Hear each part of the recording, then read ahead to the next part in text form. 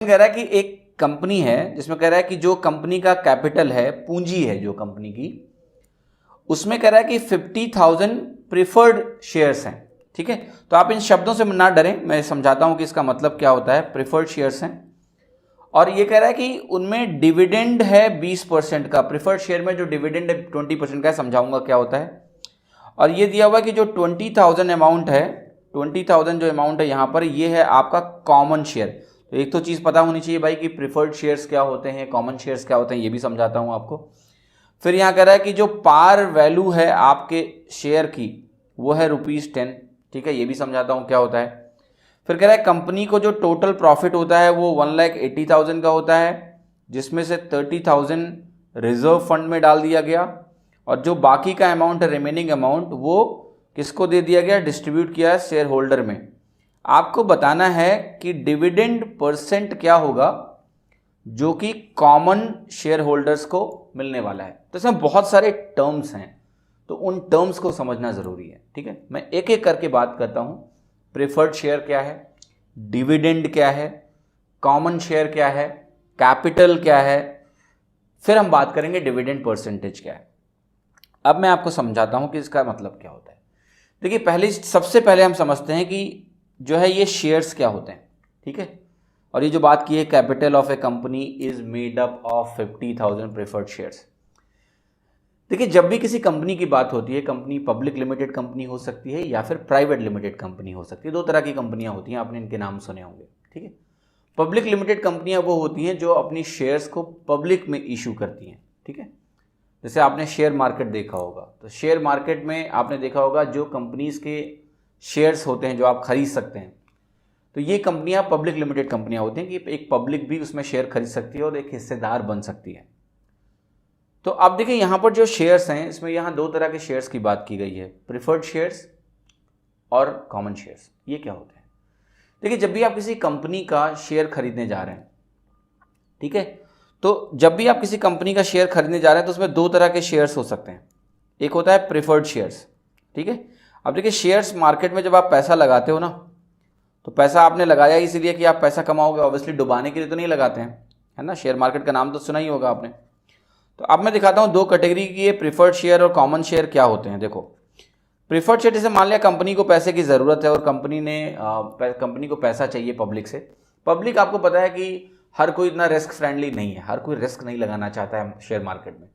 तो ये कंपनी बोल रही है कि एक काम करो कि हमारा प्रिफर्ड शेयर ले लो। ठीक है, तो जो प्रिफर्ड शेयर वाले हैं इनको देखो, जब भी हम प्रॉफिट को रीडिस्ट्रीब्यूट करेंगे, कंपनी क्या करती है, देखिए अगर आपने कंपनी का एक शेयर खरीदा तो आप सिंपली कंपनी के भागीदार हुए। शेयर भले ही छोटी सी भागीदारी पर आपकी भागीदारी है। तो कंपनी को लेट से सर्टेन अमाउंट का प्रॉफिट हुआ। प्रॉफिट होने के बाद बोर्ड की मीटिंग हुई। बोर्ड की मीटिंग के बाद कंपनी ने डिसाइड किया कि देखो, अगर मुझे 100 रुपये का फायदा हुआ है तो इसमें से 80 रुपीज़ हम वापस कंपनी की ग्रोथ के लिए डालेंगे, बाकी का जो 20 रुपीज़ है वो हम अपने शेयर होल्डर्स में डिस्ट्रीब्यूट करेंगे। ये जो डिस्ट्रीब्यूशन का होता है, अमाउंट डिस्ट्रीब्यूट हो रहा है, ये अमाउंट आपका डिविडेंड कहलाता है, लाभांश कहलाता है। कि अगर आपने जो भी अमाउंट कंपनी का प्रॉफिट निकला, कुछ अमाउंट वापस कंपनी में डाल दिया कुछ कारणों से, बाकी का पैसा शेयर होल्डर्स के बीच में डिस्ट्रीब्यूट किया, तो लेट्स से आपने जो भी डिस्ट्रीब्यूशन का अमाउंट बचाया जो शेयर होल्डर में डालना है, तो डिस्ट्रीब्यूशन के बाद जो उनको अमाउंट मिलता है वो डिविडेंड कहलाता है। ठीक, अब अगर मुझे ये निकालना है कि डिविडेंड, तो आपको समझ में आ गया होगा कि डिविडेंड क्या है। डिविडेंड वो अमाउंट है जो मिल रहा है। अब डिविडेंड परसेंट क्या होगा, आप देखो जरा, डिविडेंड परसेंटेज अगर निकालना है तो इसमें कुछ नहीं करना है आपको। आप कहोगे कि यार मैंने लेट से 100 रुपीज़ लगाए, ठीक, 100 रुपये मैंने लगाया और मुझे 80 रुपये मिला एज ए डिविडेंड, तो 80% का डिविडेंड हुआ। यूजुअली इतना डिविडेंड होता नहीं है। मान लिया 20 रुपीज़ आपको वापस मिला तो 20% आपका डिविडेंड हुआ। ठीक है, ये आपको समझना है कि ये कहानी है आपकी। अब देखो, दो तरह के शेयर की बात कर रहा था। प्रिफर्ड शेयर क्या है? अब देखिए, प्रिफर्ड शेयर वो वाले लोग हो सकते हैं जिनको रिस्क नहीं लेना बहुत ज़्यादा। ठीक है, तो कंपनी ने उनको ये बोला कि ये हमारे प्रिफर्ड शेयर हैं, आप ले लो, अपना पैसा लगा दो, हम आपको ये वादा कर रहे हैं कि आपको जब भी डिविडेंड का डिस्ट्रीब्यूशन होगा तो आपको 20% डिविडेंड मिलेगा। ये इन्होंने फिक्स कर दिया, तो ये प्रिफर्ड शेयर कहलाते हैं। ठीक है, कॉमन शेयर वालों को हो सकता है ना मिले इतना। कॉमन शेयर वाला तो डिपेंड करता है कि कितना अमाउंट उन्होंने निकाला, उसके बाद नंबर ऑफ शेयर्स में डिवाइड किया, उनको कितना मिला। तो ये तो मतलब रिस्की गेम है, बहुत ज़्यादा भी कमा सकते हैं, कम भी कमा सकते हैं, क्योंकि ये डिपेंड करेगा कि कंपनी कितना प्रॉफिट डिस्ट्रीब्यूट कर रही है और कितने शेयर होल्डर्स हैं। लेकिन प्रेफर्ड शेयर में गारंटी है कि आपको पर शेयर उतना परसेंटेज का डिविडेंड मिलेगा। जैसे इन्होंने कहा कि डिविडेंड आपको 20% मिलना है, तो यहाँ प्रेफर्ड शेयर वालों को ये प्रॉमिस है कि जब भी डिविडेंड डिस्ट्रीब्यूशन होगा तो आपको 20% रिटर्न मिलने वाला है। ठीक, अब देखो यहाँ पर, अब हम कैलकुलेशन करते हैं। ये मैं आपको निकाल के दिखाता हूँ कि यहाँ पर क्या पूछ रहे हैं। जो डिविडेंड परसेंट निकालने हो कैसे निकलेगा, हम निकाल लेंगे कि भाई कॉमन शेयर वालों को कितना मिल रहा है, उसके हिसाब से हमारा डिविडेंड परसेंटेज आ जाएगा। तो इन्होंने कहा है कि जो एक शेयर की, ईच टाइप के जो शेयर हैं, इसमें चाहे प्रेफर्ड शेयर हैं या फिर आपके कॉमन शेयर हैं, उनकी वैल्यू जो है, per value each type of share की 10 रुपीज़ इन्होंने पहले ही बता दी। ठीक है, कि 10 रुपये शेयर की कीमत है, ये इन्होंने बता दिया। दोनों टाइप के, इसमें कोई अंतर नहीं है, ये अलग अलग भी हो सकता था, पर इस क्वेश्चन के लिए दोनों वैल्यू सेम है, तो कोई दिक्कत नहीं है, 10 रुपये हो गया। अब देखो ध्यान से, आपसे ये कह रहा है कि 1,80,000 का कंपनी को हुआ है प्रॉफिट। तो 1,80,000 का अगर इस कंपनी को प्रॉफिट हुआ है, तो अब इस कंपनी ने क्या किया है कि 30,000 को रिजर्व फंड में डाल दिया, मतलब ये 30,000 वापस कंपनी में चले गए। तो आपके पास कितना अमाउंट है, वो है 1,50,000 का, जो इन्होंने कहा है कि अब इसको हम शेयर होल्डर्स के बीच में डिस्ट्रीब्यूट करने वाले हैं। ये हमें शेयर होल्डर के बीच में डिस्ट्रीब्यूट करना है 1,50,000 रुपीज़। तो अगर हमें ये शेयर होल्डर्स के बीच में डिस्ट्रीब्यूट करना है, तो आपको पता है आपके पास दो तरह के शेयर हैं, प्रेफर्ड शेयर्स और कॉमन शेयर। प्रेफर्ड शेयर वाले कह लो प्राइम कस्टमर्स हैं, इनको पहले इंपॉर्टेंस देनी है। तो इनको इंपॉर्टेंस देनी, तो पहले तो इनका 20% निकाल के अलग कर दो, दैट्स वेरी इंपॉर्टेंट। आप ध्यान से देखना, यहाँ कितने शेयर्स थे, 50,000 प्रेफर्ड शेयर्स हैं। तो 50,000 शेयर्स को अगर मुझे 20% का रिटर्न देना है, 20% का रिटर्न देना है, तो 10 रुपीज़ अगर शेयर की कीमत थी, तो आपको पता है पर शेयर आपको कितना देना पड़ेगा रिटर्न, 2 रुपीज़ का रिटर्न इनको देना पड़ेगा। 10 रुपीज़ वैल्यू थी शेयर की, 20% रिटर्न यानी 2 रुपीज़ पर शेयर मुझे रिटर्न देना है। कितने प्रेफर्ड शेयर हैं आपके, 50,000 प्रेफर्ड शेयर हैं, और अगर आपने 2 रुपीज़ ईच के हिसाब से दिया रिटर्न, तो यहाँ पर 1,00,000 रुपीज़ तो आपको पहले निकल जाएगा देने में, किसको, प्रेफर्ड शेयर वालों को, वो देना ही देना है आपको। ठीक है, तो प्रेफर्ड शेयर वालों को कितना मिल गया अमाउंट, उनको मिल गया आपका 1,00,000 रुपीज़ दे दिया। अब कितना बचा, जो बचेगा वो कॉमन शेयर वाले लोगों के बीच में जाएगा। तो कॉमन शेयर वाले लोगों के पास देखो ध्यान से 50,000 रुपीज़ बाकी है, जो उनके बीच में हमें डिस्ट्रीब्यूट करना है। सवाल यह है कि देखो कितने कॉमन शेयर वाले हैं, आप कहोगे 20,000 कॉमन शेयर वाले लोग थे। तो मैं निकालूंगा कि इसमें अगर 20,000 लोगों के बीच में ये डिस्ट्रीब्यूशन हुआ, 20,000 लोगों के बीच में अगर ये डिस्ट्रीब्यूशन हुआ, तो आप खुद ही देखो कि इनको पर शेयर जो डिस्ट्रीब्यूशन अमाउंट मिल रहा है, डिविडेंड अमाउंट मिल रहा है, वो कितना मिल रहा है, 2.5 रुपीज़। 50,000 को 20,000 से डिवाइड करोगे, आपको मिलेगा 2.5 रुपीज़। अब 2.5 रुपीज़ पर शेयर अगर कॉमन शेयर वालों को मिल रहा है वापस 10 रुपीज़ पे, तो आप बताओ मुझे इनको कितना डिविडेंड मिला, 25% का। 10 रुपये के शेयर पे अगर इनको 12.5 रुपये टोटल हो गया इनका, या 2.5 डिविडेंड मतलब जो वापस आया उसकी कैलकुलेशन करनी है 10 रुपये के बेस पे, तो वो 25% हो गया, और इसलिए आपका आंसर हो गया 25%। सवाल मुश्किल नहीं है, मैंने एक एक चीज़ को डिटेल में समझाया है, उम्मीद कर रहा हूँ आपको समझ में भी आया होगा। पूरा केस अंडरस्टैंड कर लेना कि प्रेफर्ड शेयर क्या बताया मैंने, कॉमन शेयर्स क्या बताया, तो इसके थ्रू कहीं ना कहीं आपको क्लैरिटी मिलेगी कि इस तरह के सवाल कैसे होते हैं। ठीक है, देखिए क्वेश्चन क्या कह रहा है, कह रहा है शताब्दी एक्सप्रेस जिसकी कैपेसिटी 500 सीट्स की है, जिसमें 10% एग्जीक्यूटिव क्लास है और रेस्ट चेयर कार्स हैं, मतलब 90% आपके चेयर कार्स हो गए।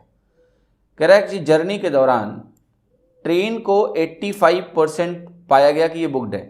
The train was booked to 85% of its capacity, 85% capacity train booked है। फिर कह रहा है if executive class was booked to 96% of its capacity, फिर ये कह रहे हैं एग्जीक्यूटिव क्लास 96% बुक्ड है। तो आपको बताना है how many chair car seats are empty during that journey, chair car की कितनी सीट्स एम्प्टी हैं। बहुत आसान है, देखो हम पहले ये निकालते हैं कि देखो एम्प्टी सीट्स की क्या कहानी है, खाली जो सीटें हैं उसकी क्या कहानी है। तो आप कहोगे ये तो देखो बहुत आसान है, क्योंकि टोटल जो एम्प्टी सीट्स आने वाली हैं सिनेरियो में वो आने वाली हैं 75। मैं कहूँगा ये कैसे पता चला आपको, आप कहोगे ये बहुत आसान है। देखो यहाँ पर 85% कैपेसिटी में ट्रेन बुकड है, ये दिया हुआ है कि एक जर्नी के दौरान 85% अगर बुकड है तो मतलब क्या हुआ कि 15% सीटें खाली हैं। 15% किसका, 500 का अगर मैं निकालूं तो ये वैल्यू आ गई 75, यानी टोटल सीट्स जो एम्प्टी हैं वो कितनी है, 75। अब इस जो एम्प्टी सीट का जो गेम है या खाली एम्प्टी सीट्स जो हैं ये दो कैटेगरीज की हो सकती हैं कि या तो ये एग्जीक्यूटिव की हैं और ये यहाँ से भी हो सकती है कि ये चेयर कार में वैकेंट हो। इन दोनों को मिला के मैंने निकाला ना, टोटल ऑक्यूपेंसी अगर 85% है तो 15% यानी 75 खाली हैं। अब चेयर कार में चला गया और एग्जीक्यूटिव में चला गया देखने के लिए कि अलग अलग कितना है। अब ये दिया हुआ है कि देखो 96% ये बुक था एग्जीक्यूटिव क्लास उस दिन। अगर ये 96% आपका एग्जीक्यूटिव क्लास बुक है तो मेरा छोटा सा सवाल है कि 96% जो वैल्यू आपकी आ रही है इसका मतलब एग्जीक्यूटिव में कितना खाली है, आप कहोगे 4% खाली है, 4% खाली है। तो 4% आप निकालना जरा।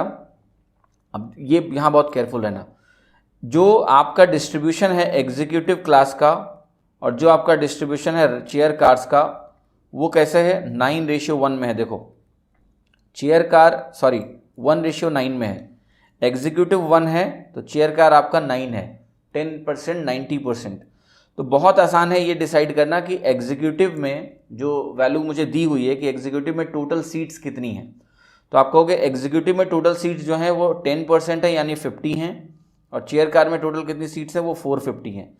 तो अगर एग्जीक्यूटिव उस दिन 96% से फिल्ड है तो जो वैकेंट सीट्स होंगी वो कितनी होंगी, 4% होंगी। तो मैं अगर वैकेंट सीट्स यहाँ लिखूँ तो इसका 4% होगा, 96% फिल्ड है तो ये वैल्यू कितनी आ गई, 2 वैकेंट है। अब एग्जीक्यूटिव में अगर 2 वैकेंट है, टोटल वैकेंट 75 है, तो चेयर कार में कितना वैकेंट होगा, आप कहोगे 73 वैकेंट होगा और 73 आंसर लग गया। तो कुछ भी मुश्किल नहीं है, बस छोटा सा क्वेश्चन है, इसको ओरली करना चाहिए आपको। ठीक है, मैंने ये बना के आपको पूरा अच्छे से दिखाया है ताकि आपकी क्लैरिटी थोड़ी बेहतर हो, बट अदरवाइज बहुत ही आसान सवाल है, डायरेक्टली मार्क करना है आपको। देखिए क्वेश्चन क्या कह रहा है कि एक फैक्ट्री है जो ऑटोमोबाइल के पार्ट्स प्रोड्यूस करती है और फिर कह रहा है कि जो पार्ट्स हैं वो मैन्युफैक्चर होते हैं शॉप फ्लोर पे और उनके सर्टेन क्वालिटी चेक्स होते हैं। Each conducted after specific part of the processing on the raw material is completed. इसका मतलब ये कह रहे हैं कि देखो एक रॉ मटेरियल होगा, उस पर जब एक सर्टेन पार्ट कंप्लीट हो जाएगा तो फिर उस पर क्वालिटी चेक होगा। ठीक है, तो क्वालिटी चेक के बारे में बता रहे हैं कि only parts that are not rejected at one stage are put through subsequent stages of production and testing। अब कह रहे हैं कि देखो जो टेस्टिंग हो रही है उस टेस्टिंग में क्या होगा कि कुछ चीज़ें रिजेक्ट हो जाएंगी, जो रिजेक्ट हो जाएगा वो आगे के स्टेज में नहीं जाएंगे। ऑब्वियसली रॉ मटेरियल से आपने स्टेज 1 में कुछ बनाया, अब वो चीज़ जब टेस्ट हो रही है उसमें जो चीज़ें खराब हैं उसको आगे क्यों ले जाओगे अगले स्टेज में, उसको आप रिजेक्ट करोगे, फिर अगले स्टेज की प्रोसेसिंग होगी, अगले स्टेज की चेकिंग होगी, रिजेक्ट होगा, जो बचेगा वो आगे स्टेज में जाएगा। तो जो रिजेक्टेड चीज़ें हैं वो आगे नहीं जाएंगी प्रोडक्शन और टेस्टिंग के लिए।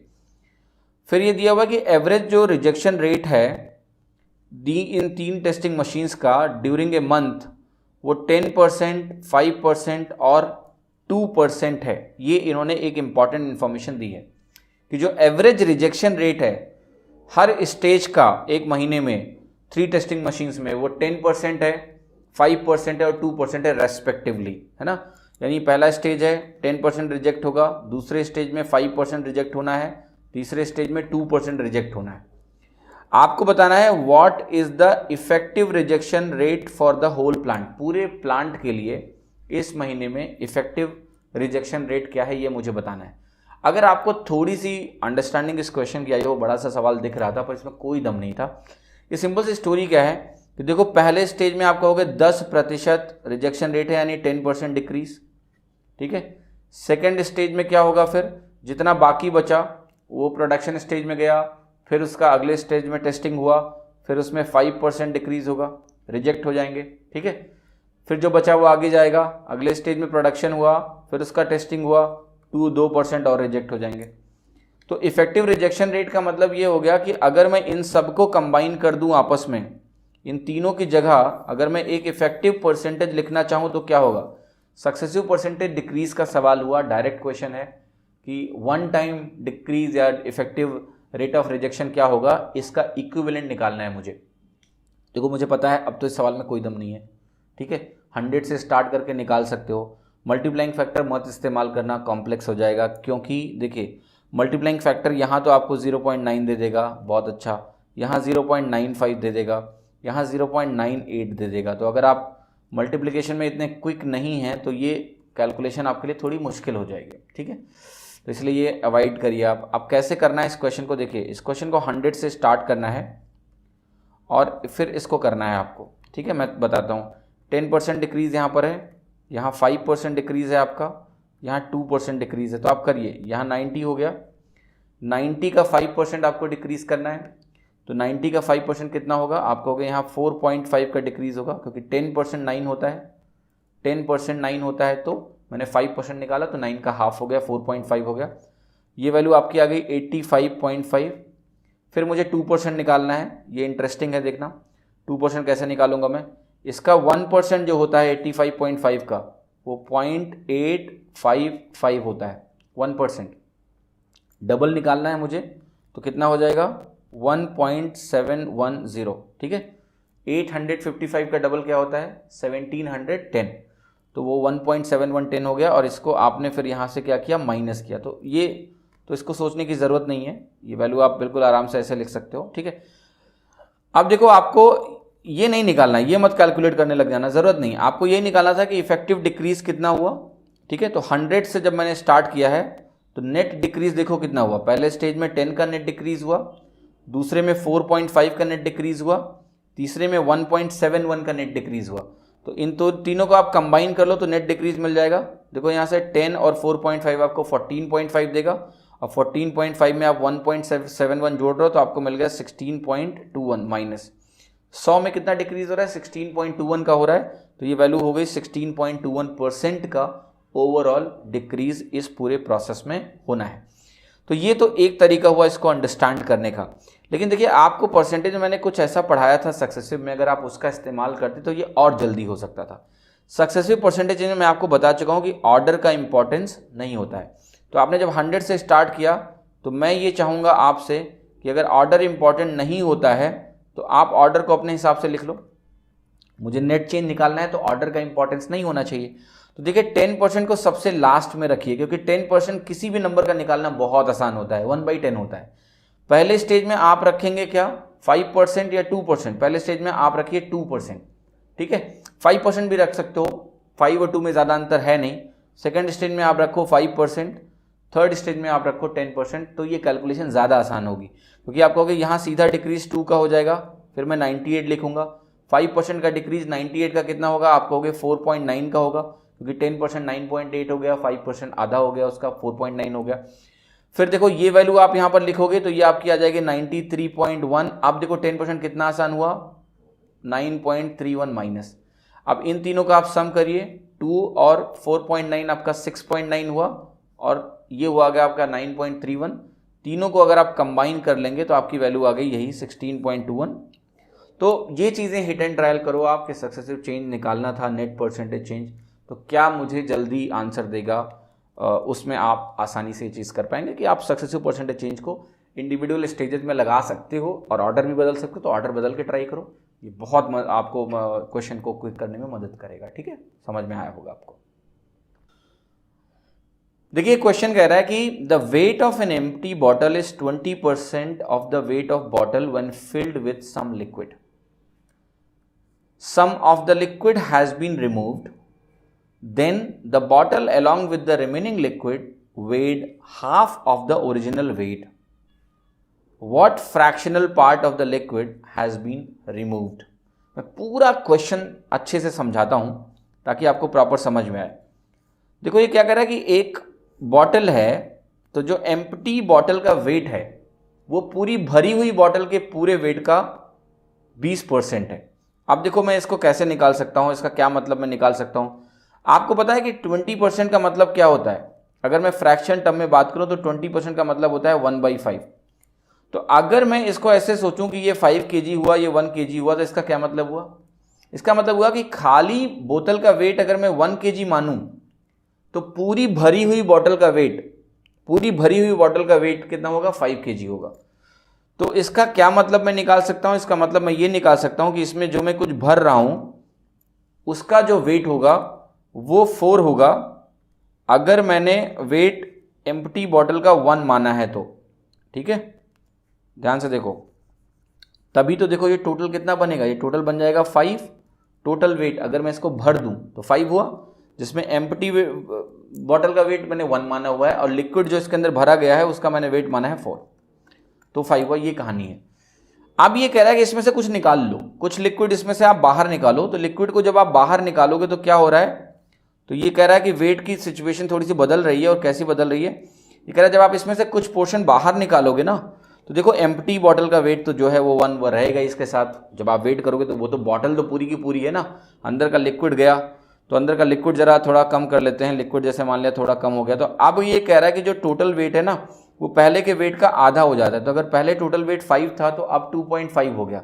तो अगर अब वेट 2.5 हो गया तो मैं आपसे एक सवाल करूंगा, टोटल वेट अगर 2.5 हुआ जिसमें 1 तो बॉटल का ही वेट है, तो ये जो लिक्विड बचा हुआ है उसका वेट क्या होगा? 1.5 होगा। लिक्विड का वेट कितना होगा? 1.5 होगा। अब बहुत ही चीज़ आसान है समझना कि इन्होंने ये बोला कि लिक्विड को जो भगाया गया, निकाला गया, वो कितना फ्रैक्शन था, कितना फ्रैक्शन लिक्विड निकाल दिया गया। ठीक है, तो देखिए लिक्विड पहले था 4 था और आपने कितना निकाला? 2.5 निकाला। ऐसे भी समझ सकते हो ना कि पहले 5 था, अब क्या हो गया? 2.5 हो गया लिक्विड, राइट? सॉरी, लिक्विड निकाला कितना? 2.5, क्योंकि अगर ये 5 से 2.5 हुआ तो आपने बॉटल तो निकाला नहीं है। यहां से इस केस में अगर कुछ कमी आई है तो लिक्विड की ही कमी आई है। तो अगर टोटल 5 हमारा 2.5 हो गया तो लिक्विड आपने कितना निकाला? 2.5 का निकाला। ये 1.5 लिखने की जरूरत भी नहीं थी, आपको पता है कि 2.5 आपने निकाला, तभी वो लिक्विड का वेट जो कम होगा वही पूरे बॉटल के वेट को कम करेगा। बॉटल तो खुद इंटैक्ट है। तो 2.5 गया, 4 पहले था, तो अगर आप इसको सिंप्लीफाई करोगे तो आपको मिलेगा 5/8 fraction. What fractional part of liquid has been removed? तो 4 में अगर 2.5 निकाला आपने तो 5/8 आपने रिमूव किया, और 5/8 कहीं किसी भी ऑप्शन में नहीं दिया हुआ है, तो ये आंसर हो गया इसका नन ऑफ दीज। तो ये बहुत आसान सवाल होते हैं अगर आप इसको सही तरह से समझ के करें, बहुत ही आसान है। ठीक है, तो ये वाला रिएक्शन इंपॉर्टेंट है जो मैंने यहाँ पर लिखा है कि 5 से 2.5 अगर कम हुआ है तो केवल लिक्विड की वजह से कम हुआ है। ठीक है, तो वो दैट्स इंपॉर्टेंट कि 2.5 गया बाहर, 5 2.5/5 निकाल लिया हमने, है ना, 2.5/4 एक्चुअली। तो लिक्विड शुरू में 4 था, तो आंसर मेरा आसानी से आ गया। ठीक है, देखिए क्वेश्चन कह रहा है कि there are 5 boxes in a cargo hold, the weight of the first box is 200 kg and the weight of the second box is 20% higher than the weight of third box, whose weight is 25% higher than the first box. The fourth box at 350 kg is 30% lighter than the fifth box. The difference in the average weight of the 4 heaviest boxes and the 4 lightest boxes is. सवाल समझाता हूं अच्छे से क्या कह रहे हैं। कह रहे देखो 5 बॉक्सेस हैं, तो मैं जरा सारे बॉक्सेस को यहां पर आपके सामने लिखता हूं। 1 2 3 4 और 5, ये हो गए आपके 5 बॉक्सेस। अब जरा स्टोरी समझते हैं कि कुछ वेट रिलेशनशिप दी हुई है। ये कह रहा है कि पहले बॉक्स का वेट आपका दिया है 200 kg, weight of second box 20% higher है थर्ड बॉक्स से, मतलब यहां से यहां अगर हम जाते हैं तो 20% इंक्रीज करना पड़ेगा, ये दिया हुआ है। और ये कह रहा है कि जो थर्ड बॉक्स का वेट है वो 25% हायर है फर्स्ट बॉक्स से। तो देखो ये थर्ड बॉक्स है, इसी का वेट कह रहा है कि यहाँ से ये 25% हायर भी है। अब देखो यहाँ से इतनी इन्फॉर्मेशन से क्या क्या निकल गया आपका कि ये अगर 20 है, 25% बढ़ाया तो 50 का इंक्रीज हुआ तो ये 250 बना। 250 को मैंने 20% से बढ़ाया तो 250 का 20% कितना होगा आपका 50 बढ़ेगा, तो ये वैल्यू आपकी हो गई 300। देखो फर्स्ट सेकेंड थर्ड ये तीनों वैल्यूज हमने निकाल ली, 200 300 250। इसके बाद देखिए क्या कह रहा है कि जो फोर्थ बॉक्स है वो 350 kg का है और ये 30% लाइटर है फिफ्थ बॉक्स से, यानी फिफ्थ बॉक्स से यहाँ आने में मुझे 30% कम करना पड़ता है। आपको पता है अगर आपको फिफ्थ बॉक्स का वेट निकालना है AB रूल लगा सकते हो, या फिर आप ऐसे भी सोच सकते हो कि यहाँ पर मल्टीप्लायर क्या है 0.7, मतलब फिफ्थ बॉक्स से फोर्थ बॉक्स से जा रहे हैं तो मल्टीप्लाई करना पड़ेगा 0.7 से, तब 350 मिलेगा। तो ये वैल्यू कितनी हो गई 500 हो गई, मतलब 350 को आप 0.7 से डिवाइड कर लो 500 आ गया। तो ये हमारे 5 बॉक्सेस का वेट हो गया, कितना हो गया 200, 300, 250, 350 एंड 500। अब एक देखिए बड़ा इंटरेस्टिंग सा सवाल इन्होंने पूछा है। वो इंटरेस्टिंग सवाल क्या है कि आपको बताना है कि 4 सबसे भारी बॉक्स और 4 सबसे हल्के बॉक्स के औसत वजन में क्या अंतर है, यानी उनके एवरेज में डिफरेंस बताना है मुझे। अब देखो जरा इन नंबर्स को मैं ध्यान से लिख रहा हूं, पहले मैं इनको ऑर्डर में अरेंज करूं, 4 हैवीएस्ट और 4 लाइटेस्ट लेके हमें चलना है कहीं ना कहीं, ठीक है। तो मैं जरा ऑर्डर में लिख रहा हूं, तो ये हो गया 200, फिर देखो यहां पर थर्ड वाला बॉक्स पहले आ जाएगा 250, जो वेट्स है उनको मैं ऑर्डर में लिख रहा हूं अब 300, 350 और यहां वैल्यू आ गई 500। ये पांचों का वेट हो गया अरेंजिंग ऑर्डर में। अब एक चीज आप ये समझना कि ये हो गए हमारे 4 लाइटेस्ट लेने हैं तो हमें 4 सबसे कम भार लेने हैं, ये हो गया। अगर मुझे लेना है 4 हैवीएस्ट तो देखो मैं क्या लूंगा, ये मैं लूंगा 500। अब देखो मैं आपको समझाता हूं, एक तरीका तो ये है कि इन सबका एवरेज निकाल के डिफरेंस ले लो, दूसरा तरीका मैं आपको आसान बताता हूं।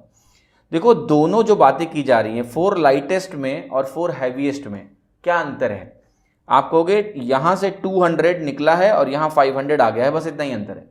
मतलब एक में 200 को हटा के अगर 500 ले आओ तो दूसरा सेट हमारा बन जाता है। तो दोनों का जो डिफरेंस होगा टोटल वेट का, वो डिफरेंस किसकी वजह से आएगा, इन्हीं दोनों की वजह से आएगा। 200 हटा के 500 ला रहे हैं, बाकी तीनों एलिमेंट तो मौजूद ही हैं। तो देखो डिफरेंस आप कहोगे फिर 300 का आने वाला है डिफरेंस, ठीक है। इन दोनों का अगर मैं टोटल सम करके डिफरेंस निकालूं तो 300 का डिफरेंस आएगा। लेकिन मुझे एवरेज चाहिए, दोनों सेट में 4-4 एलिमेंट थे, तो मैं किसी भी सेट का अगर एवरेज निकाल रहा होता तो मैं पहले ही 4 से डिवाइड करके निकालता। तो ये जो फाइनल वैल्यू आई है इसको मुझे 4 से डिवाइड करना पड़ेगा और मुझे आंसर मिल जाएगा 75, जो कि मैं आसानी से बी ऑप्शन को मार्क कर सकता हूं। तो ये बहुत अच्छा सवाल इस टर्म्स में है कि कई बार जल्दबाजी में आप गड़बड़ी ये कर, यहां देखिए बॉक्सेस का सीधे जो मैंने वेट निकाला है ना, इनका एवरेज डायरेक्टली नहीं निकालना है कि 1 2 3 4 निकाल लो और 1 2 3 4 निकाल लो, पहले 4 और लास्ट के 4 नहीं है, इसमें वेट के हिसाब से अरेंज करने के बाद फर्स्ट 4 और लास्ट 4 करना है। लेकिन आपको यही समझना है कि इसको क्विकली कैलकुलेट करना है, इस स्टेज के बाद सारा जोड़ के फिर ऐसा समय बर्बाद नहीं करना है, 75 आंसर निकालना है, ऐसे आसानी से मार्क हो जाएगा, ठीक है। बहुत आसान सा क्वेश्चन था। The question करा है sales girls terms were changed from a flat commission of 5% on all her sales to a fix salary of ₹1000 plus 2.5% commission on all sales exceeding 4,000. If her remuneration as per the new scheme was ₹600 more than that by the previous scheme, her total sales was. भाषा से confuse ना हो, मैं आपको पूरा case समझाता हूँ क्या है कि देखिए यहाँ पर स्टोरी ये है कि जैसे कोई सेल्स गर्ल है लेट्स से, तो उसमें अगर उसकी कोई फिक्स सैलरी नहीं है, जिसमें स्कीम 1 की बात हो रही है और एक स्कीम 2 है हमारे पास, तो जब देखो फिक्स सैलरी नहीं है, पहले स्कीम की बात हो रही है, तो उसको जो भी सेल्स अमाउंट है उस पर कमीशन मिल रहा है पूरा का पूरा।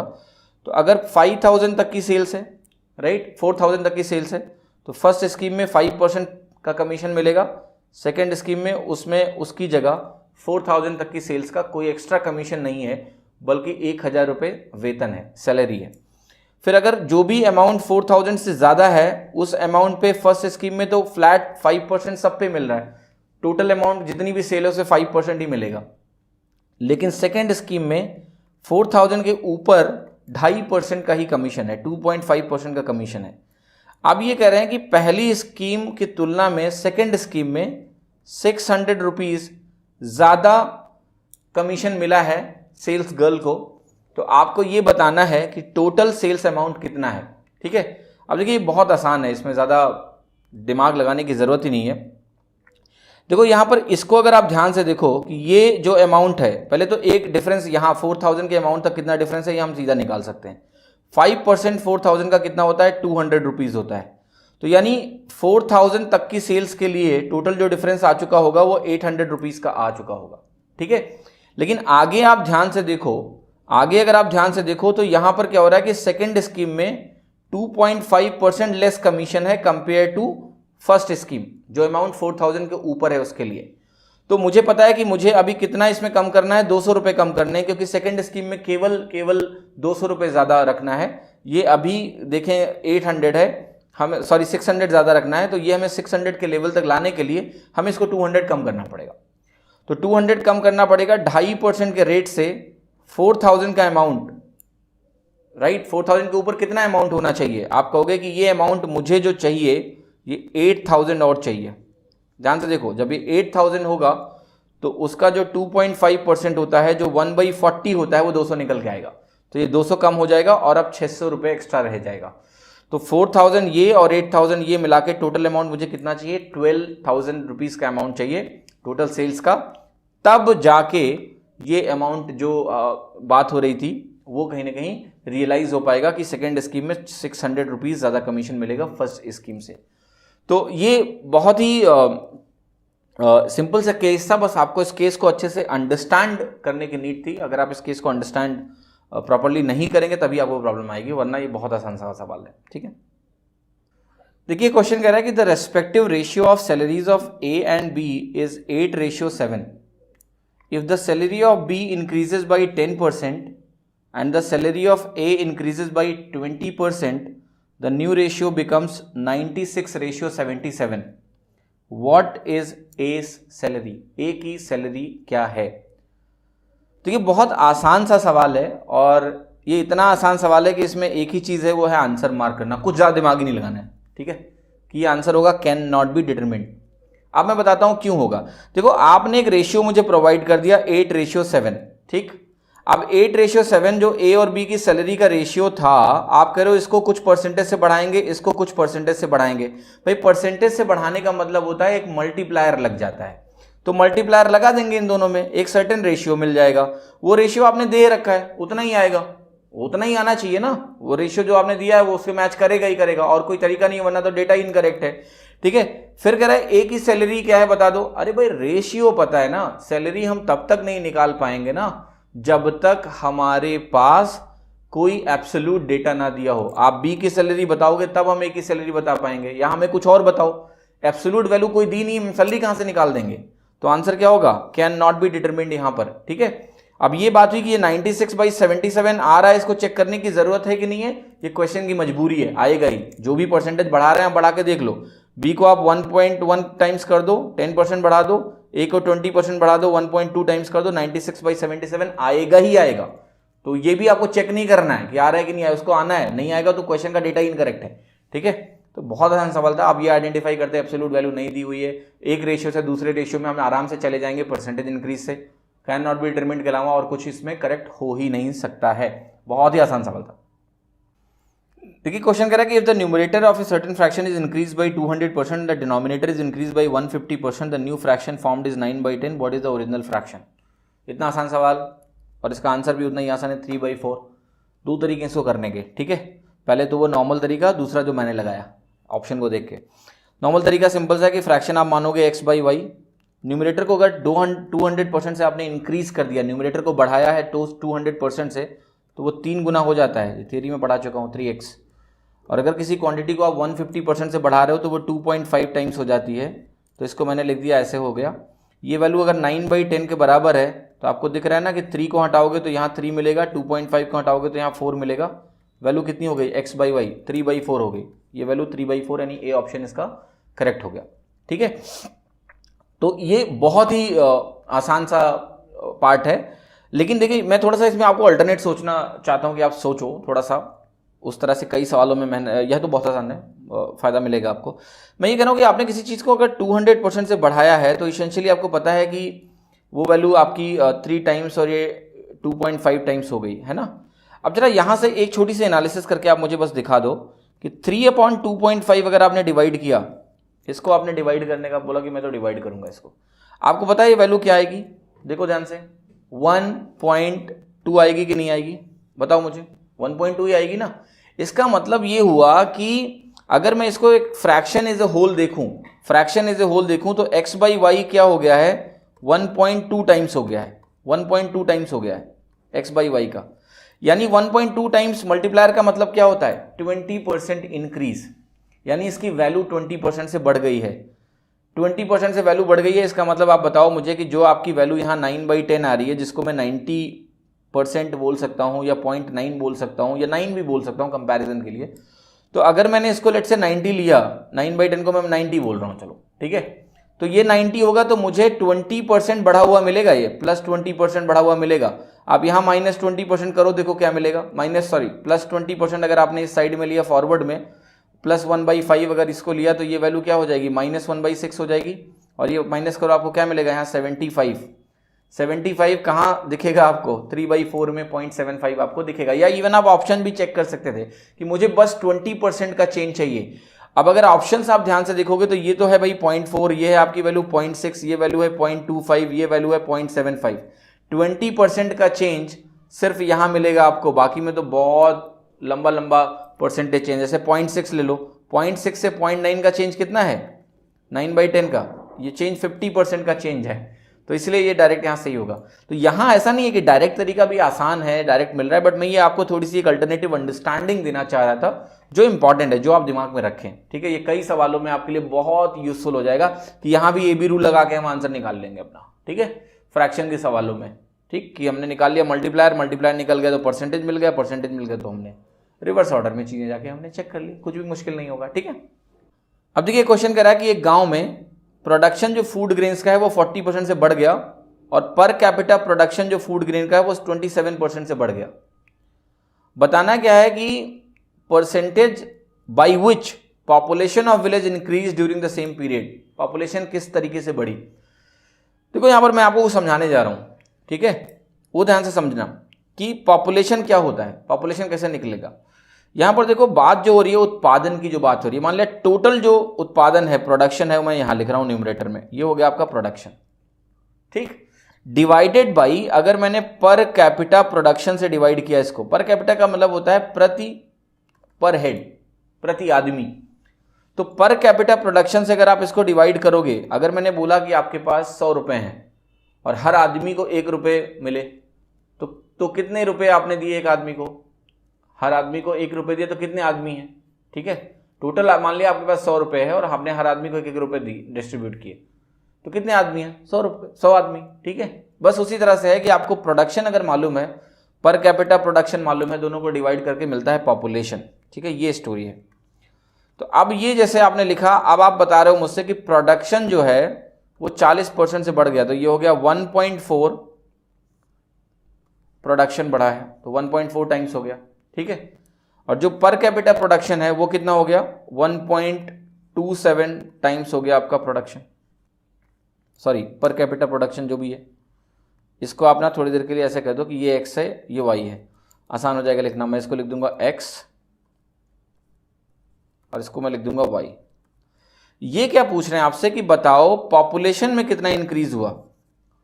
तो देखो x पॉपुलेशन डिफाइन किससे हो रहा है, x/y, यहां पर पॉपुलेशन था ओरिजिनली, अब ये हो गया है x/y into something, x/y into something. तो ये इंटू समथिंग जो है ये मुझे बता सकता है कि कितना परसेंटेज का चेंज हुआ, ठीक है, पॉपुलेशन में, ठीक। ये पूरा हम निकाल लेंगे, हमें टोटल रफ मल्टीप्लाइंग फैक्टर मिल जाएगा तो मुझे आंसर मिल जाएगा। तो अब जो कहानी है वो मुझे ये कैलकुलेट करनी है कि ये 1.4 और 1.27 का डिवीजन मुझे क्या देगा। तो आप इसको क्या कह सकते हो, 140/127। देखो आप सीधे क्लियर, 1 टाइम तो आप जाओगे जाओगे, उसके बाद आपके पास कितना बाकी बचेगा, 13 बाकी बचेगा 140 में, डेसिमल लगाओ 130 बना, फिर से आप 1 टाइम जाओगे, तो 1 टाइम जाओगे तो आप 127 माइनस हो जाएगा, बचेगा 3, राइट, 3 बचेगा। तो पहले क्या करोगे आप, 1 0 अगर लगाओगे भी तो काम नहीं बनने वाला, 30 बनेगा, फिर से 1 0 लगेगा, तो ये हो गया 1.10 लगभग हो गया। अब कुछ बाकी बचा है क्या कि मल्टीप्लाइंग फैक्टर जो इसको डिवाइड करने में मिलेगा वो 1.1 के आसपास मिलेगा, 1.10, राइट। फर्दर डिवाइड करोगे डिजिट और आएगी, लेकिन 1.10 बहुत है ना, क्योंकि अप्रॉक्सीमेट परसेंटेज चेंज जो मुझे निकालना था जनसंख्या में वो कितना हो गया, 10%। तो यहां population production upon per capita production था, तो उसमें कितना मल्टीप्लाई हो रहा है, मल्टीप्लायर, वो हमने देखा 1.1 से रफली, तो पॉपुलेशन में चेंज कितना हुआ, 10% का। बहुत आसान सा सवाल था, आपको बस अच्छे से इसको समझने की जरूरत थी, ठीक है। The question says 2/5 of voters promised to vote for P and the rest promised to vote for Q. Of these, on the last day, 15% of the voters went back of their promise to vote for P and 25% of voters went back of their promise to vote for Q and P lost by 2 votes. Then the total number of voters is. चलिए देखते हैं सवाल क्या है. देखिए 2/5 of voter ने बोला कि वो P को वोट करेंगे. तो देखिए मैं जरा यहाँ स्टोरी लिख रहा हूँ कि ये P है और ये Q है. 40% ने बोला P को वोट करेगा और Q क्या है देखो ध्यान से 60%, बाकी लोग इसको करेंगे. अब ये कह रहा है देखो आखिरी दिन क्या स्टोरी हो रही है. आखिरी दिन स्टोरी ये हो रही है कि यहाँ से 15% लोग हैं जो मुकर गए. 15% of the voter went back of their promise to vote for P. तो यहाँ से जो 15% है ना ये मुकर गए. तो देखना ध्यान से, इसका अगर मैं 15% निकालूंगा तो ये निकलेगा 6%. 6% डिक्रीज हो गया यहाँ पर. ठीक है, वो किसको जाएगा, वो Q को जाएगा. ये समझना है आपको. और साथ में क्या हुआ कि 25% voters went back of their promise to vote for Q. और यहाँ से 25% निकालेंगे. इसका 25% क्या होगा आप जरा बताओ. 1/4 यानी ये हो गया 15%. ठीक है, डिक्रीज यहाँ से होगा, वो यहाँ चला जाएगा. अब देखो इफेक्टिवली किसी एक को निकाल लो. चलो निकाल लेते हैं कि ए का P के पास कितना हो गया टोटल. देखो 40 में 6 गया है और 15 आया है, यानी इसमें 9 का इंक्रीज हो जाएगा. यानी P हमारा कितना हो गया 49%. दोनों का मत निकालना. P अगर 49 है तो Q कितना होगा, अपने आप 51 हो गया. ठीक. अब देखो इसमें जो गैप है वो कितना है, 2% का है. P को 2% वोट लेस मिल रहे हैं Q से, जो कि वैल्यू दी है कितने के बराबर है, 2 वोट्स. 2% अगर 2 वोट्स के बराबर है तो 100% वोट्स कितने होंगे, 100 के बराबर होगा कि नहीं होगा. 2% 2 के बराबर है तो 100% 100 के बराबर हो गया. आंसर हो गया. कितना आसान सवाल था, कहीं दिक्कत नहीं होनी चाहिए आपको. ठीक है, अब देखिए ये सवाल करते हैं. इसमें ये जो डब्बे हैं इनसे आप डरो मत. ठीक है, ये कुछ हिंदी फॉर्मेटिंग का इशू है, मैं आपको सब समझा दूंगा क्या है. क्वेश्चन क्या है देखो, कह रहा है कि राम ने एक फ्लैट खरीदा है 1 लाख रुपए में और प्रेम ने एक प्लॉट खरीदा है 1.1 लाख रुपए में. ठीक है, फिर कह रहा है कि जो रेस्पेक्टिव एनुअल रेट्स हैं eight which the prices of flat and plot increased, वो 10% और 5% है. मतलब फ्लैट की प्राइस 10% से बढ़ेगी, प्लॉट की प्राइस 5% से बढ़ेगी. तो कह रहा है 2 साल के बाद वो क्या करेंगे, एक्सचेंज कर लेंगे अपनी बिलोंगिंग्स को. ठीक है, मतलब जो फ्लैट वाला है वो प्लॉट ले लेगा और जो प्लॉट वाला है वो फ्लैट ले लेगा, एक्सचेंज करेंगे. And one paid the other the difference. ठीक है, कह रहा है एक दूसरे को क्या करेगा, डिफरेंस पे कर देगा, जितना अंतर होगा. तो ये स्टोरी है कि राम ने प्रेम को दिया कि प्रेम ने राम को दिया. ये सारी कहानियां हैं, वो कहीं ना कहीं हमें बतानी है कि यहाँ पर क्या होने वाला है इस गिवन कंडीशन में. तो देखिए यहाँ सिचुएशन क्या है कि जो राम की प्रॉपर्टी है और जो प्रेम की प्रॉपर्टी है उसको जरा लिखते हैं. राम की जो फ्लैट है वो 1 लाख रुपए का है, 1 लाख रुपीस का है. प्रेम की जो प्रॉपर्टी है वो 1.1 लाख की है. लेकिन प्रेम की जो प्रॉपर्टी है वो 5% से बढ़ रही है, 2 बार 5% की दर से बढ़ रही है. और जो राम की प्रॉपर्टी है वो 10% एनुअल रेट से बढ़ रही है. 2 साल के बाद की कहानी यही होनी चाहिए. तो आपको पता है यहाँ आपको दिख रहा है कि 1 आपका 1.21 बनेगा. 10% का सक्सेसिव इक्विवेलेंट क्या होता है, 1.21 बनता है. 1.21 लाख बन जाएगा. यहाँ जो 1.1 है इसको बहुत ध्यान से समझने की ज़रूरत है हमें कि ये जो वैल्यू है आप ध्यान से देखो कि 5% का क्यूमुलेटिव जो होता है वो 10.25% होता है. 10.25% होता है. ये आपको बहुत ही ईमानदारी से अंडरस्टैंड करना होगा यहाँ पर कि 10.25% होगा. तो अब जरा मैं कैलकुलेट करता हूँ कि 1.1 को अगर इतने परसेंटेज से बढ़ा देंगे तो ये वैल्यू कितनी हो जाएगी.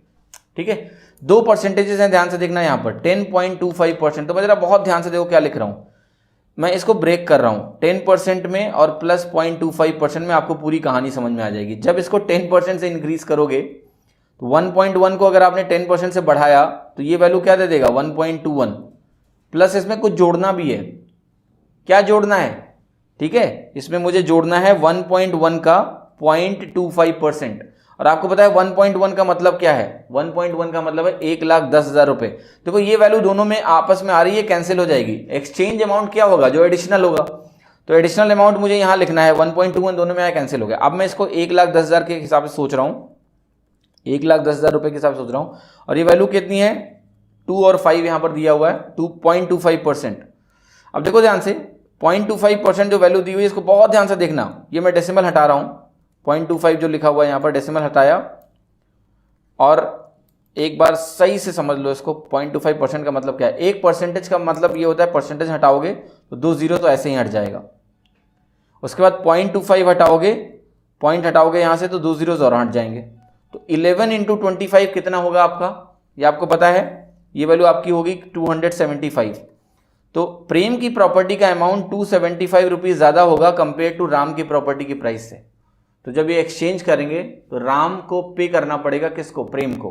तो राम प्रेम को देगा, कितना देगा, 275 देगा।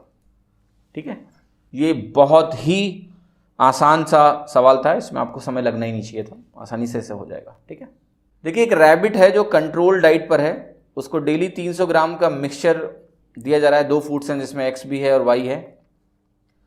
अभी कह रहा है फूड एक्स में 10% प्रोटीन है, फूड वाई में 15% प्रोटीन है, और रैबिट को टोटल करना है कि 38 ग्राम प्रोटीन मिल रहा है डेली। तो बताना है कि how many grams of food X are in the mixture. ठीक, तो टोटल देखो हमें 38 ग्राम्स प्रोटीन चाहिए इस टोटल 300 ग्राम्स के मिक्सचर से, और मुझे पता है कि जिसमें जो भी एक्स का कंपोनेंट है वो 10% प्रोटीन लेके आ रहा है, वाई का कंपोनेंट है वो 15% प्रोटीन लेके आ रहा है। ऑप्शन चेक कर लो, आसानी से वैल्यू निकल जाएगी। बाकी तरीके भी मैं आपको बताता हूँ, ठीक है, कैसे होगा।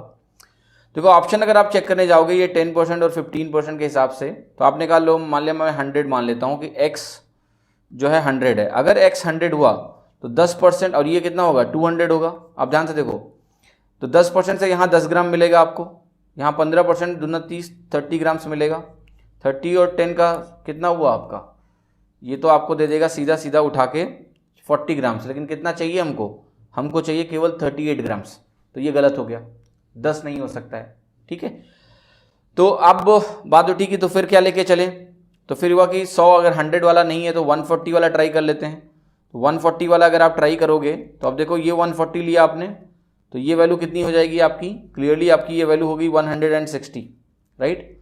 अब देखो ध्यान से, 140 का 10% कितना होगा, 14, और यहाँ पर अगर आप 15% निकालने गए इसका 160 का कितना होगा, 24 होगा, क्योंकि हो जाएगा 16, 10% हो गया, 5% 8 हो गया, 24 मिला के 38 मिल रहा है ना, बिल्कुल। तो आंसर क्या हो गया, 140।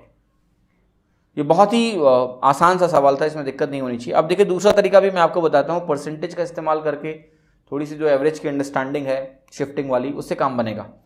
देखो 2 तरह की क्वांटिटीज़ हैं, एक में आपका 10% प्रोटीन है जो कि एक्स है, एक में आपका 15% का प्रोटीन है जो वाई है। अब जरा 38 ग्राम को देखो ध्यान से, 38 ग्राम को अगर मैं ध्यान से देखता हूँ 300 ग्राम के हिसाब से, तो ये जो वैल्यू है ना, ये ध्यान से देखो, ये वैल्यू आपकी आ रही है 13 लेते तो ये कितना पहुँच जाती, 13 लेते तो ये आपके 390 पहुँच जाता, 39 ग्राम पहुँच जाता। तो ये एक्चुअली है क्या कि ये 12 टाइम्स जाओगे 0.66 ऐसे करके परसेंटेज देगा। कैलकुलेट करो ना आप, 36 + 2, इसका मिड पॉइंट होता है 12.5, इसका मिड पॉइंट है 12.5, लेकिन वैल्यू कहाँ है देखो ध्यान से, यहाँ पर है 12.66, यहाँ होगा, इधर खिसका हुआ है 15% की तरफ। अब मैं आपको एक बात बताना चाहता हूँ, इसका सिर्फ मतलब ये हुआ कि जब भी एवरेज वैल्यू खिसकी होती है जिसकी तरफ, बीच में ना होके, उसकी क्वांटिटी ज़्यादा होती है। यानी x और y में किसकी क्वांटिटी ज़्यादा है, y x से ज़्यादा है। अब 300 ग्राम आपके पास मिक्सचर है, उसमें अगर y x से ज़्यादा है तो आप इतना तो कहोगे कि 150 ग्राम से ज़्यादा होगा ना, y 150 ग्राम से ज़्यादा होगा, 150 पे तो बराबर होते। तो ये आपका 150 से कम होने वाला है, 150 से कम होने वाला है, तो कितना कम होने वाला है आप खुद ही देखो ना कि ये एवरेज का जो डिस्टेंस है वो बहुत पास में है, खिसका हुआ है लेकिन बहुत पास में है। तो 150 से थोड़ा सा कम जाओगे, खाली 140%, राइट। 2 ऑप्शन तो आप सीधे रिजेक्ट कर लेते, बाकी दोनों ऑप्शन में ये ज़्यादा पास है, ये थोड़ा ज़्यादा फार है, ठीक है, तो हो गया 140। तो ऐसे भी कर सकते थे आप, जो भी सही लगे लगाओ, आंसर आना चाहिए अंडरस्टैंडिंग से। तो ये क्वेश्चन कह रहा है कि in an examination paper of 5 questions 5% of the candidate answered all of them and 5% answered none. Of the rest 25% answered only 1 question and 20% answered only 4 questions. if 1/2% of the entire candidates answered only 2 questions and 200 candidates answered only 3 questions, how many candidates appeared at the examination? मैं पूरा detail में समझाता हूँ. देखिए examination की बात कर रहे हैं, इसमें मैं लिख रहा हूँ नंबर ऑफ क्वेश्चंस अटेम्प्टेड. ठीक है, नंबर ऑफ क्वेश्चंस अटेम्प्टेड यहाँ लिखा हुआ है. सबकी जानकारी है कि किसने 0 किया, किसने 1 किया, किसने 2 किया, किसने 3 किया, किसने 4 किया, किसने 5 किया. देखो यहाँ कह रहे हैं कि ये 5% लोग हैं, ये यहाँ पर भी 5% लोग हैं पूरी कैंडिडेट का. फिर कह रहा है ऑफ द रेस्ट, ये बहुत इंपॉर्टेंट वर्ड है, ऑफ द रेस्ट. ये 5 और 5 जब आपने मार्क कर दिया तो आपके पास कितना बचा है? 90%. उस 90% का 25% कह रहे हैं कि एक क्वेश्चन आंसर कर रहा है, 20% 4 क्वेश्चन आंसर कर रहे हैं. ठीक है, तो ये जो दोनों परसेंटेज आपके सामने लिखे हुए हैं, ध्यान से देना, ये वाले जो ये 25% हैं और ये जो 20% है, ये वो लोग हैं जो ऑफ द रेस्ट की बात कर रहा है, यानी उनका बेस क्या है? 90% है. बहुत ध्यान समझना. तो इसको थोड़ा सा क्रिटिकली एनालाइज करना है ताकि आप गलती ना कर बैठो. 25% अगर आपने निकाला 90% का और 20% निकाला आपने 90% का, इनको कंबाइन कर लेते हैं. ये 1 और 4 वाले हैं, ये 1 और 4 वाले लोग हैं, देखो यहाँ पर.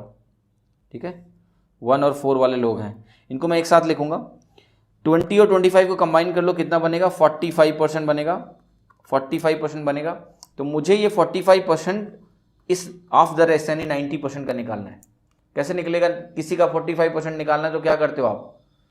हाफ निकालते हो. देखो 45% किसी भी नंबर का निकालना है ना, तो ऐसे करो 50% माइनस 5%. 50% नंबर का कितना होता है? Half the number. और ये क्या होता है? 5%. 10 से डिवाइड कर देना और 10 से डिवाइड करो, हाफ निकलेगा. 90 का निकालना है तो 50% क्या होगा इसका? 45 होगा, माइनस 5%, 4.5 हुआ, तो ये बना 40.5%, क्योंकि ये वाला परसेंटेज वापस लगा देंगे. तो इन दोनों को अगर हम कंबाइन करके लिखें तो ये मुझे मिल जाएगा 40.5%.